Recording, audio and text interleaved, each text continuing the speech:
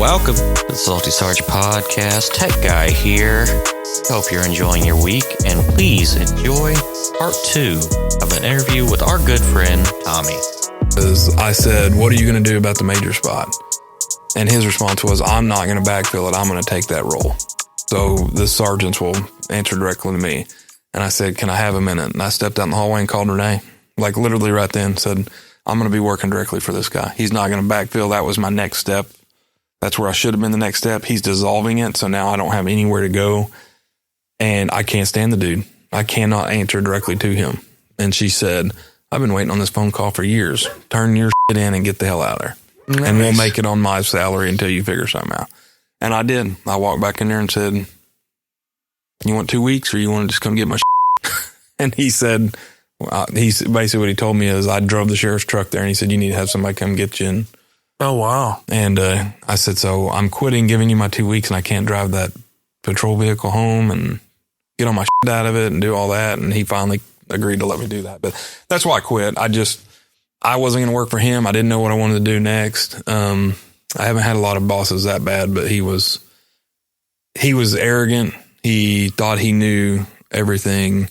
He wouldn't listen to anybody else. Oh my God. I hate that because I have a guy like that I work with and it's like, you know, that's not a leader. Mm-mm. That's a micromanager. A true leader will accept criticism. They will accept, like, I had some captains that I worked with on an extra job and they were always like, they would have my ear. They would always have me by their ears. They're like, hey, what do you think about this? What do you think about that? And I would just flat out tell them. Like, sometimes I'm like, I don't agree with that, dude. Like, that's not, you shouldn't be doing that. Like, that's none of your business, you know? Yeah. And they're like, oh, okay. And so I don't know if you've ever seen the show Blue Bloods. Yeah. Where you got, which from my understanding is nothing like that agency. Yeah. It's horrible, but that's the kind of guy that, you know, that commissioner is what a lot of chiefs wanted to be after. But, and, you know, he developed that position.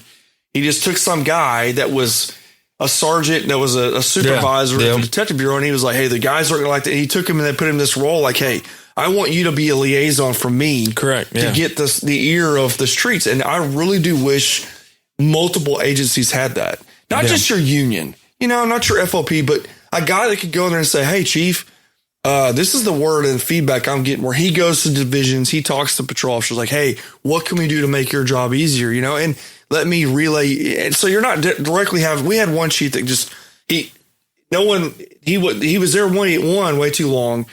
And two, he was always an investigator. Yeah. So he loved investigations and treated patrol like we were the shit on the bottom of the boot. Yeah. And which we are treated that way. I feel like there's a detachment there. So he thought, hey, I'll just go to divisions and we'll do a Q&A. But you need to email me the questions first, because we had a situation where he just kind of went in improv. Mm-hmm. And of course, some old sergeants really just tore into it. Yeah. You know, like, you know, and he's like, okay, next time don't do that. But he tried that approach. It's like, why not have a guy that's just an average Joe police officer, like a master sergeant, a master patrolman, that's like, hey, what are you guys feeling right now? How are things going? Don't have any commands allowed in the room. Like, no lieutenants, you know, no captain, shift captain. You talk to me. This is a safe space. You tell me what's going on. And if you want me to relay it up, I will. If you don't, if I think it doesn't need to be relayed, I won't. Because and with the new chief coming in, there was a situation that was really funny. Because I was an FTO and I'd never seen a chief come to an FTO meeting. Like we'd have, and really FTOs they're a critical position on the department. Yeah, absolutely. Because you're laying groundwork and you're putting in a lot of work for these future officers that you may be partnered with. That may be your supervisor. They may be the chief someday. Yeah.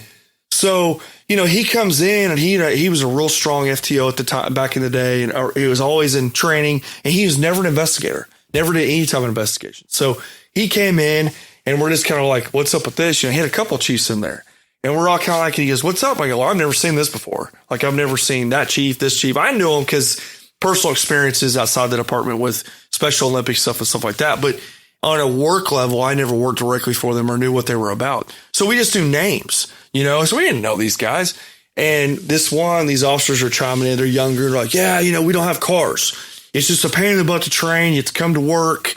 no pool cars. You have to wait for third shift to come in, and you got your FTO. And that is stressful. That is. Yeah. And then I'm kind of like, that's kind of a good gripe. This one chief pops up and he goes, well, stop wrecking them. And I was like, the room got quiet. I go, he's got you there. Touche, So I'll point you, everybody starts laughing. And I was like, and that's kind of where I kind of started putting things in perspective. I'm like, that makes sense. Like, I didn't think of it like that, quit wrecking them. Because, and he goes, for example, you guys are wrecking cars right and left, like for stupid stuff. Yeah.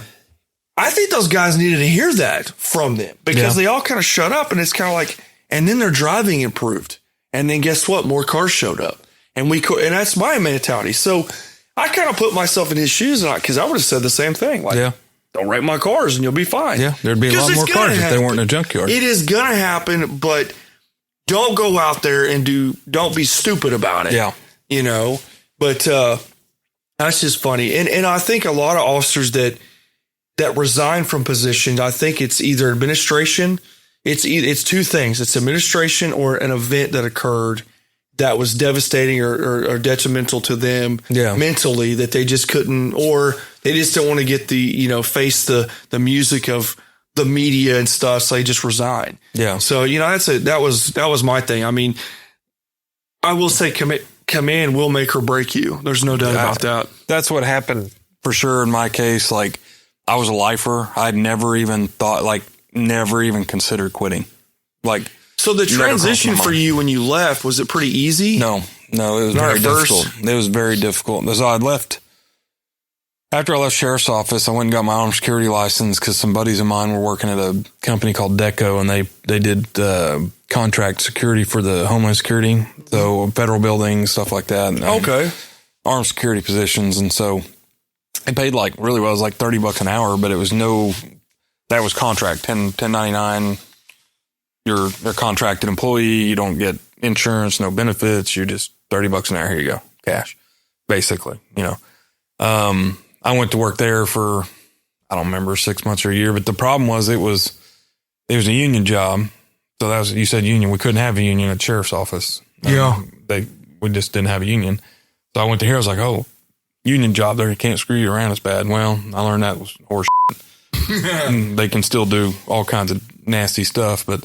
So I went and worked there, but it's a bid job. So you have all these posts that are assigned, to this company, and at the beginning of the year, people bid on them based on union seniority. And I when you hire in, you're obviously don't you're gonna get the crappiest spots, yeah. Well, and so you're basically a filler. They got they got 10 or 20, however many fillers. So if a guy calls in, you go to that spot. Ooh. So I traveled to Ardmore to Clinton to Stillwater to everywhere.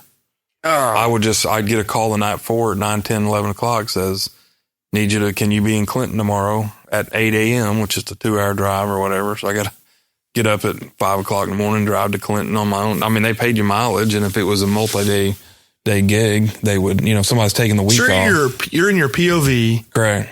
Driving to these positions. Yeah. Oh, wow. Now, they did pay you 50, 60 cents a mile, so it was actually beneficial. Me and Renee had a small car, so I'd jump in her little small car, my big butt, get in her little bitty car, and drive 2 hours to wherever the post was. And sometimes in the city, there's the federal building in the city and Social Security offices around here and stuff like that. But most of mine seem to be the guy in the supervisor that covers Southern Oklahoma liked me, so that's where most of my work was. Okay, but Ardmore and Lawton and stuff like that. But did you think about going and working at another municipality? I didn't. No, so that was my immediate, I'm just going to make money doing that. I took off a couple months, just kind of get my head straight, and then I went to work there. And that was just kind of because how it takes a long time for people that hadn't been in law enforcement. It's not like going to apply at Walmart. It's a long process typically.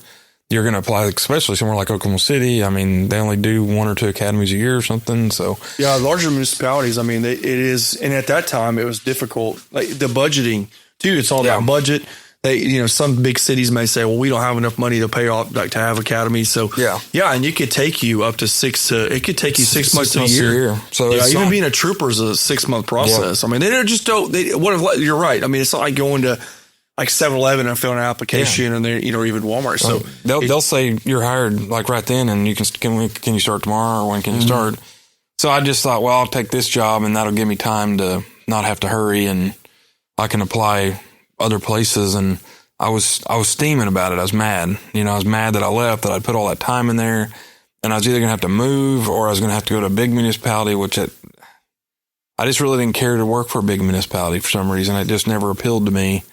I was always thinking I wanted to be sheriff's office or a small PD or something where I felt like I was, maybe I just felt like I would be, be more than just than another dude. If there's only 6 or 8 of you, you're pretty important, I never thought about it like that. Maybe that's what it was. I don't really know, but anyway, so I was looking at like Mustang PD, seems like a pretty decent size and stuff, but so I was looking at those places and I just decided I wanted to look and see what else was out there. And so I started applying at, what happened was I walked into an AT&T phone store and this guy was, bouncing around, whistling, having a good time, basically just seemed happy as hell, about my age, and just seemed happy. And I was like, dude, you like your job? I mean, you seem to be pretty happy. You're smoking weed, what's going on here? And I just started talking to him, and the guy basically said it was AT&T, and he said he was a union guy. He said he worked Monday through Friday, like 9 to 6 or 9 to 5 or something. And I was like, man, yeah, but can you afford to live? Like, he made $15,000 more than I made leaving the sheriff's office at the position I was in. He's making like $60,000, which I left making mid 40s as I'm in a pretty high ranking person at the sheriff's office. And I thought, what the hell? This is crazy. So I said, well, I'm just going to shits and giggles. I'm going to apply to a couple of them, see what happens. And then Verizon Wireless called me and it took a couple months, but yeah, I got hired in, and from April till December, I made about $60,000 that year. I made $15,000 more than I did the year before. Oh, wow. And in 4 less months. And I mean, days off. But that was the struggle. The struggle wasn't finding a job that paid more. It wasn't finding a job that was easy. Cause I mean, obviously at that point I was a retail sales rep. So I went and stood on the store floor and people would come in and say, my iPhone's broken. I'd say, let me sell you a new one. And so that wasn't the problem. The problem was after 11 years of being a cop and being, as my wife says, that a-hole, I didn't want to be in public. I didn't want to go in public. I didn't want to be around people because I saw the nastiness in people doing this job.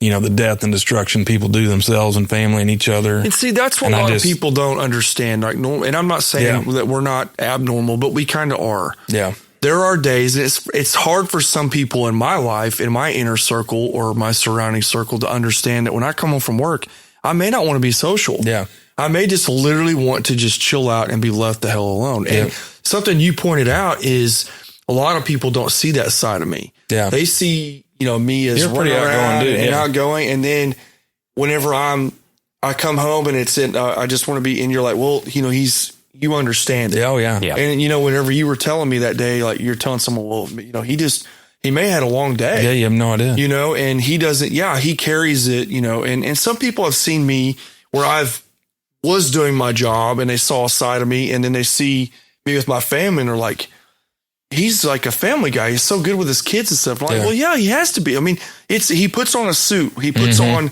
it's no different than an OG&E guy. That's right. Loading up in a truck. He's on shift working, and he comes home and he's throwing the ball with his son. I mean, there's no different. It's just, it's hard for me, a normal person, sometimes to turn it off and on. Yeah. Mm-hmm. And, you're up here, your levels are so high, and that's why officers don't live long.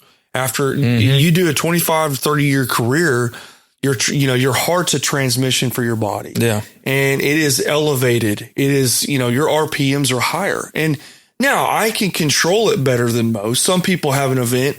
I've seen them like after a major event or a crash even, and they're over there and then that adrenaline, they've never had that adrenaline rush, which is like a high, if you will, for some people. Yeah. And it's the anxiety of it, and they pass out and fall over and they piss themselves, they shit themselves. Yeah. I mean, they have this, but yet an officer can do that every day, 10 hours a day, where you're going from call to call, where it's like, whoosh, whoosh, you're just up and down. Well, that puts pressure on your body. Oh yeah.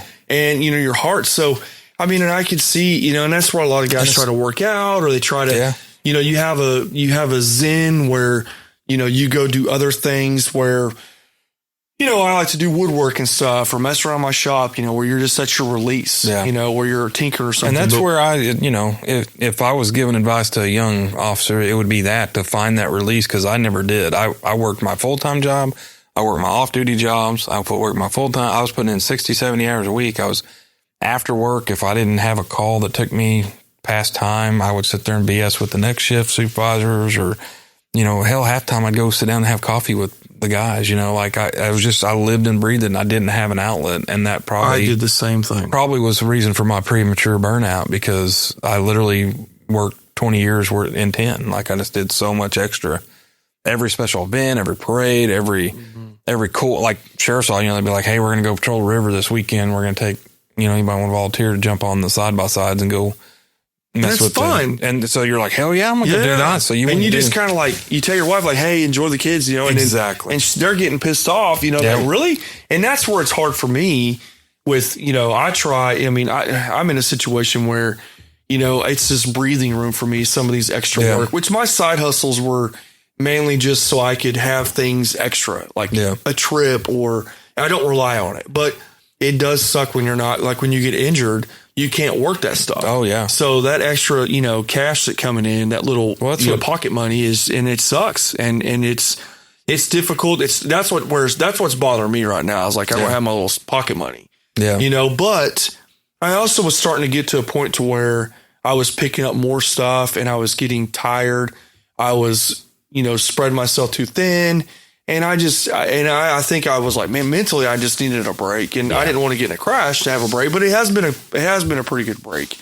But a lot of times officers, though, they don't make enough money to where they have to do that. Yeah. And it's like, you're doing that so much, and you do get burned out. Cause the first 10 years on the department, I was working my tail off. I mean, I can tell you right now, I worked every weekend. And every Thursday, every Thursday, I worked for 10 years. Every single Thursday evening, I was working somewhere with the department. And every Saturday and Sunday, I only had one weekend off of and I was in the military too. So I had never had weekends. I mean, and I look back, but I was pre-kids. And now it's like, God dang, and I feel guilty sometimes. I'm like, man, I really don't want to work, because I don't want to be that dad that, I talk about my dad on the apartment, he worked a lot of extra jobs. So there were times I never saw him. Yeah. And I don't want that. I don't want my kids to go, well, my dad's not around because he's working. Mm-hmm. I want to be in a position where it's like, hey, and I wish, it's hard because the money is so good and it's so easy to do. Yeah. I tell tech guy, I'm like, hey, I'm going to work this gig and I'm getting $60 an hour cash. He's like, God dang, I would kill for something like that, And I'm like, I know. Mm-hmm. And you just stand there. You're not doing anything. I mean, you're just literally standing there looking at people, showing them that, hey, you're not going to do something stupid tonight, or I'm going to have to get involved. And nine times out of 10, you don't have to do anything. So you're sitting in your car bored off your butt. You're watching a storage building at night, and you're just sitting there. And you're just like, God, this sucks. But now with smartphones, it makes it a little easier because you have a TV in the palm of your hand and stuff like that. But if I take a pee break real quick? Yeah, you want to take a pee break? That's fine. Yeah, we're going to take a quick break. We will be right back after this quick break. And we're back from that quick break. We are here still with Tommy. He has been sharing his stories about county and life after. And the first thing I wanted to ask was, you talked about this new job that you work. How long have you been with working for like cell phone companies? Well, about 12 years now. 12 years now. And the one thing that kind of strikes me as interesting is we had a conversation yesterday about this, actually. You had mentioned how there are some skills that translated from something that was in law enforcement to something as kind of toned down as selling cell phones. Yeah. What can you explain that a little bit more? Well, it's kind of funny because in my interview for Verizon Wireless, I was interviewing with the store manager, and one of the questions is, tell us where you've sold something before. And I'm going, I've never sold anything in my life. I don't know what he's talking about. I don't have anything to tell him. So luckily I just kind of clicked in my head. I said, I haven't ever sold a product, but I sold a lot of people into getting into handcuffs and giving away their freedom to me willingly. And I can translate that to a cell, because if you think about it, nobody wants to put the handcuffs on.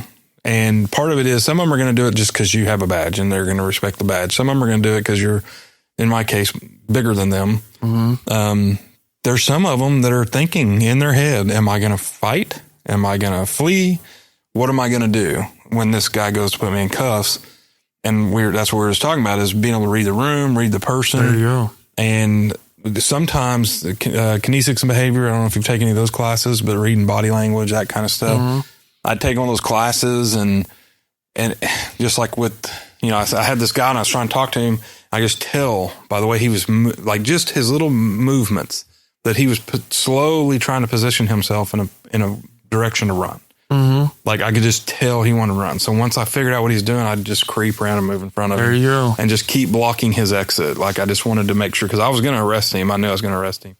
I was waiting on backup to get closer because he looked like a runner. And anyway, so those kind of behaviors, those kind of skills, 100% translated over to cells. I'm naturally good at it, I believe. I think it was something that those years of law enforcement, of having to convince somebody to give up their freedoms, it's a lot easier to talk somebody into buying that new iPhone. They probably already wanted. That they were going to want anyways, or something they were thinking about doing. Their wife just was giving them a hard time about. But, now I do just business sales, and my supervisory experience at the sheriff's department, even though I'm not supervising people, understanding how things work and how businesses operate, how the sheriff's office operated because of those skills, definitely translated over to the business world, because I have to understand how those businesses work in order to convince them to buy things, or convince them that there is a return on the investment they're fixing to make. So there are tons of stuff. And so when somebody gets out of law enforcement, they don't have to think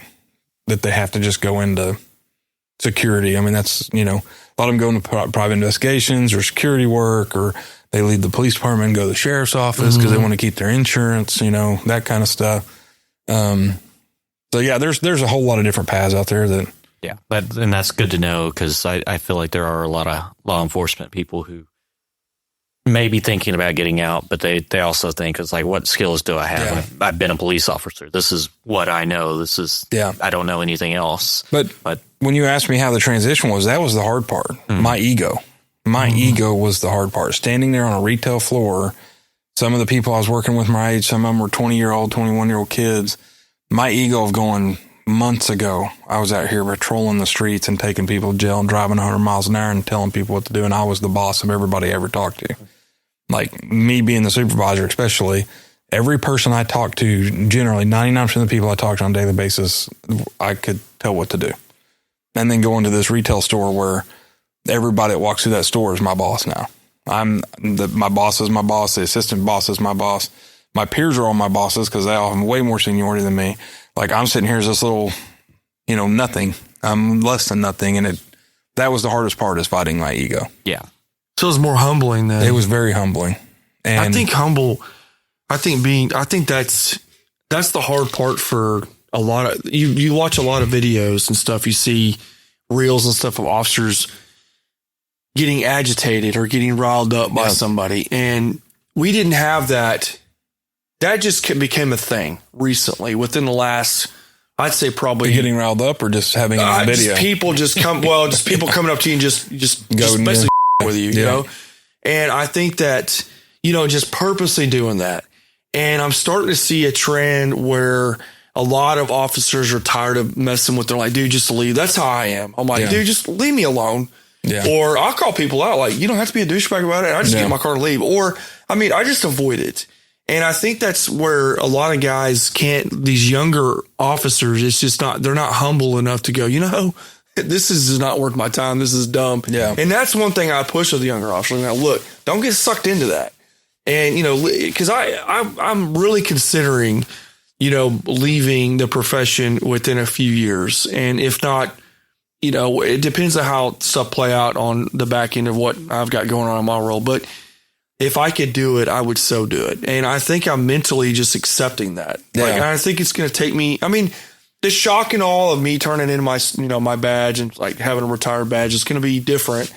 But I'm not one. I'll tell you, folks, I don't carry often. I don't off duty. I'll have my gun with me at certain places, but I don't want to be involved in stuff. I don't like telling people that I'm in the career field, like in public. Or I don't like if we go meet up with someone, because, you know, my son's T-ball team last year, you know, they didn't all know what I did. I was kind of off to the side, and because I don't like being involved too much in stuff. I make a lot of decisions in my profession. That's all I do for 10 hours. Decisions, you know, and you just don't want to mess with that. So, you know, I had this couple like ask me like, what do you do? And I told them like, oh, and everybody just kind of like, they just all kind of congregate to you, and they all have stories. You know why? You know, so it's just like, God dang, I don't want to mess with this right now. I just want to watch my son play T-ball, you know, or I don't care. And, you know, I don't, you know, they're shocked that I'm an officer. I appear to be one, or I'm quiet, and I don't care. Yeah. I mean, I'm a goofy, you know, even my father-in-law is like, you know, you're the goofiest guy out there, you know, out away from that uniform. But when you're in uniform, you're like, it's go time. But I've had several officers like, you're just a goofball all around. Yeah. And I've transitioned to that because you have to be. You have to, if you're sitting there and it all built up. I mean, I've got guys that had heart attacks on the job, and it's because they're so tense. I was like, dude, you're a ticking time bomb. Yeah. You just need to relax, like just woosah, just let it go. Yeah. But I think that's where I'm at. I think it's just, and that's where my thing is. It's all I know, you know, and I don't know of any other jobs because I don't have the education, you know, and I'm 40 plus years old. I don't want to start a new career over. Yeah. And, you know, risk that. I'm not a risk taker like some. I just don't. I just assume stay in this profession and then never be retired and never do anything else. But I was like, you know, I may work at Atwoods or something. I don't know. And just walk around and help people. If they had Walmart greeters, that'd be the perfect job for you. Yeah, I mean, I think Atwoods or Truck Spot or Lowe's, because I could see guys coming in like young kids, like, hey, I got this part. What do you need? Because I know Lowe's like in the back of my head, like. Yeah. Well, what you need is this, like, because I had this one old timer one time. I come in and he goes, you look puzzled. I go, I don't know what this is. He goes, that's your clean out. You need this. He took me right down. He knew it. I didn't know. Yeah. And he goes, boom, here you go. That's what you need. And I was like, thank you. And I told my dad, I said, you know, someday I might do that. Down the road, I might help these younger people come in. I'm like, hey, that's on this aisle, you know. And I wish I knew the electrician's name. I was standing in Lock Supply, and I was trying to put wiring in my shop, and so anyways, the breaker I needed, the panel, I needed a 100 amp breaker, and I was at Lock trying to figure it out, but all of them had this little barb in there, like this little, it wouldn't let me put the breaker all the way in. There's this little metal piece in there that was stopping it from going in, and it was the same brand. I couldn't figure it out. I was so perplexed, and obviously I looked distressed, and this electrician came by, and he goes, hey man, what's going on? I can see so this electrician came by, and he said, oh yeah, he said, so let me see your breaker. I showed him the breaker. I brought the existing one, and he said, and this, you're needing 100 amps. I said, yeah. And he took his pliers out of his pocket, and he goes, he pulled that little metal piece out, and he goes, there you go. And I was like, what? Why is that a thing? He goes, well, it's just this stupid shit. They want you to buy the new panel, and then those breakers only fit the new panels, and to get the old breakers, they charge you out the butt for them. They're really expensive. They put that little part in there to keep you from using them, the new breakers and the old panels. And he pulled it out and said, it'll fit right away. And I went home. Stuff like that. It's just like, because I was looking, it was like $200 or $300 for this 100 amp breaker without that thing. And I paid $20-$30 or whatever. And he saved me so much money and headache. And so, yeah, I love being that guy. Now. Even when I'm working, you know, I'll pull up to a place. Like I had an issue where we had a big bad frost storm, got real cold, and inside your hot water tank, there's these little parts in there that froze and burst. And it's like a little tube. Yeah. I didn't know what the hell it was. So I'm working. I have a recruit. I say, hey, go over here. And I walk in there, and there's plumbers everywhere because everybody's pipes are busting, you know. And I walk in. I said, hey, fellas. I just walk in. They're like, hey, what's up, man? And the first thing everybody's like, I didn't do it. I go, well, somebody did this shit, you know. And I'm like, I go, what is that? And they're like, oh, that's this. He goes, you don't need it, though. He goes, that's a code thing, but nah, it's just so your pipes don't rattle in your house. And I'm like, I have PEX. I don't have pipes, you know, you're never going to hear it, but it's a code thing. So it's like that. It's like money. But I am not afraid to ask questions. And at my age, I'll ask lots of questions. I mean, I am all about that now. Whereas when you're younger, you know, and like you were talking about earlier about reading people, and mine was just hard knocks. It was just, you learn the hard way. Yeah. You just like, hello, sir, how's it going? They're gone. You're like, gosh. you know? Yeah. And it was fun, but as I got older, it was like my rookie's talking to the guy and I could see the guy, you know, I'm like moving around and I'm like, look, dude, you're not going anywhere. And I said, go ahead and put him in cuffs. Oh man, I got warrants, you know, immediately, you know, they would just tell you. But I'm all about quick, you know, that was the thing too, is, you know, I like how you put that in perspective of sales, because that's what you're doing is you're selling. Correct. You know, you're just selling. You're trying to get these people to understand, like, hey, you're not going to jail. It's for safety, you know. And I tell people, you know, the Supreme Court, the nuggets of knowledge, the Supreme Court allows us to lie. Absolutely. You know, you can lie through your teeth to people. And, oh, you just lied to me. Well, yeah, I did. Sure. But you know what? I'm not hurt and you're not hurt. Yeah. So, and we're not going to end up on CNN. Yeah. So, and I say CNN because Fox could care less, you know, it'd be CNN. But there's always a target on your back. And I think that's one reason why I'm ready to just hang it up too and leave is for that reason, is because it's not the administration. It's not the job. The job is great. It's fun. If you can just do the job. Yeah. And it can be stressful, but for the most part, it's, to me, I enjoy sometimes going to work because it's relaxing to me versus being at home. Yeah. I'm like, oh man, I got to go home tonight. Like crap, you know, deal with all that stuff. But, well, you know, when you were a rookie, you hoped for chaos. Yes. Like the first 5-6 years that I was there, for sure, I hoped the guy would run. I hoped the guy would fight. I hope, you know, you always wanted that disaster so you could deal with it, because that's what you were there for. I was so frustrated when it would be raining or bad weather. And you stuck doing nothing. I'd be pissed. Yeah. But then on 9 times out of 10, if it was bad weather, I would just kind of cruise around a little bit and I would get into stuff. Yeah. And it'd piss everybody else off because, like, what are you doing, Robert? Snuggled down, you know, watching TV and you're at your crate. I'm like, I just happened to just stumble on it. But I would get kind of like depressed, you know, about it. You know, our canine handlers, the dogs, they work like that. Mm-hmm. And the reason why those dogs don't live long either is because the stress and stuff, and they get depressed. Yeah. And you usually keep your dog, you retire it, and then you get a new dog. And that dog is watching that dog go to work. And they would get pumped up. Yeah. And they just get so depressed. Like, why am I not going to work? Because I always tell the handlers that they sleep all day. And then they work night shift, and the dogs would just chill out and just relax. Mm-hmm. And then he goes, when it's time for work, they would get excited. And then one guy's dog, every time you would beep the radio and make a sound, that dog would just get pissed off. And it was so funny because dispatchers would go, who was that? And you're just like, really? Do you not hear that dog just like mangling him right now? Like, it's a canine guy, but I had no desire to do that position. I did it I had a dog for a few years, and Pyro was his name. And he didn't bark a lot, but at the radio. But he was that kind that he'd just be calm, chilled out, laying around the house like a normal little dog. And then the minute I come out of that room with my uniform on, he was like, oh, here we go. And he would get pumped and ready to go.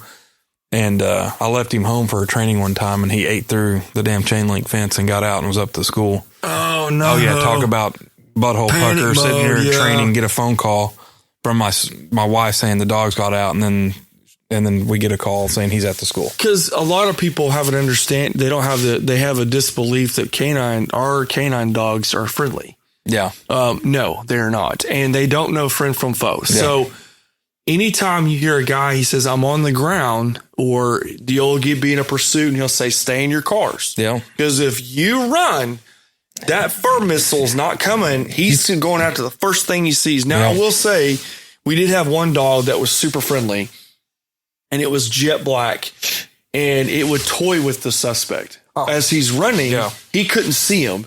And he said that the suspect be running, that dog would just be like bouncing next to him and kind of nip at him. It wouldn't take him down. And you're just like, the handler would get so irritated, and we'd be at events, and his dog is just so friendly. You know, he goes, I get him out of the car, and he'll stand up by him. I'm like, dude, what's up with your dog? He's just a big teddy bear. He's not mean at all. He ain't going to last. And then they had one that was so mean that no one could take care of him.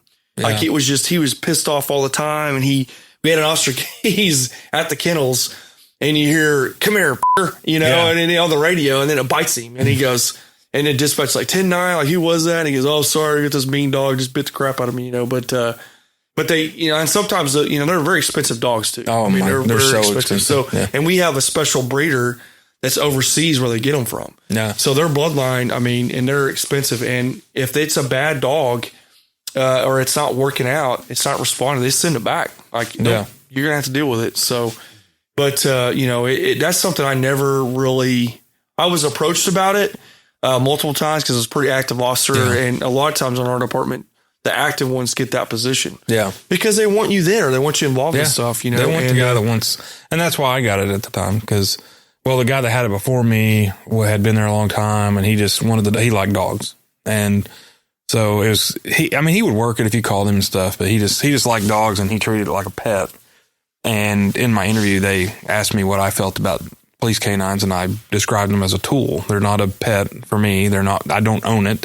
It's not mine. I don't anticipate keeping it. I could at the end of when it retires, but it's a tool.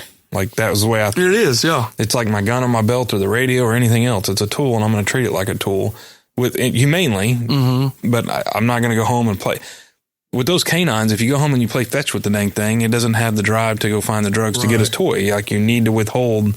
They need to be doing what they're trained to do to get those rewards, whether it's food or toy or mine was ball driven. Like, he wanted a ball all the time.